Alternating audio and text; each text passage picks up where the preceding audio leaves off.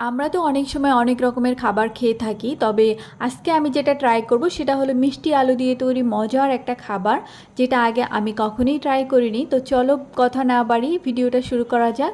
এই জন্য আমি নিয়ে নিয়েছি 3টা বড় বড় মিষ্টি আলু, আর প্রথমেই এটাকে আমি ভালো মতো ওয়াশ করে নিয়েছি। তারপর এটাকে আমি এর যে চামড়াগুলি আছে সেটা ছিলে নিচ্ছি।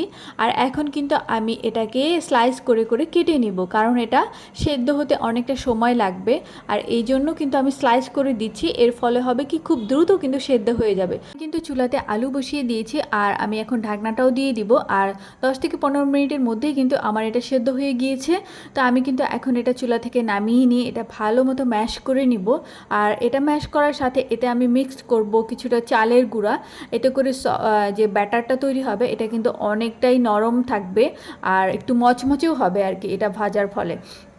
তো এটা ভালো মতো মথে নেওয়ার পর এটা কিন্তু আমি রুটির মতো করে বেলে নিচ্ছি। বেলে নিয়ে এটা আমি জাস্ট 5 মিনিট 10 মিনিটের মতো আর কি ফ্রিজে রেখে দিয়েছিলাম, জাস্ট একটু ডোটা মানে রুটি যেটা আমি বেলেছি সেটা একটু হার্ড হওয়ার জন্য। তারপর এটা আমি ফ্রিজ থেকে বের করে আমার পছন্দ মতো শেপ করে আমি কেটে নিয়েছি। তোমরা তোমাদের পছন্দ মতো শেপ করে কেটে নিবে।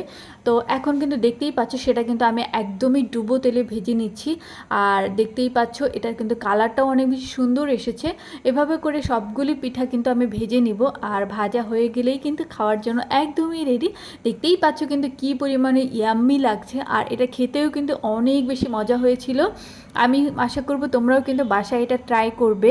আমি এরপরে কিন্তু নতুন একটা রেসিপি নিয়ে তোমাদের সাথে হাজির হব। সেই পর্যন্ত কিন্তু তোমরা সবাই ভালো থেকো, সুস্থ থেকো, আর আমার চ্যানেলটি কিন্তু সাবস্ক্রাইব করতে একদমই ভুলবে না। আজকে কিন্তু এই পর্যন্তই, দেখা হবে অন্য কোনো ভিডিওতে। সেই পর্যন্ত সবাই ভালো থেকো, সুস্থ থেকো, আল্লাহ হাফেজ।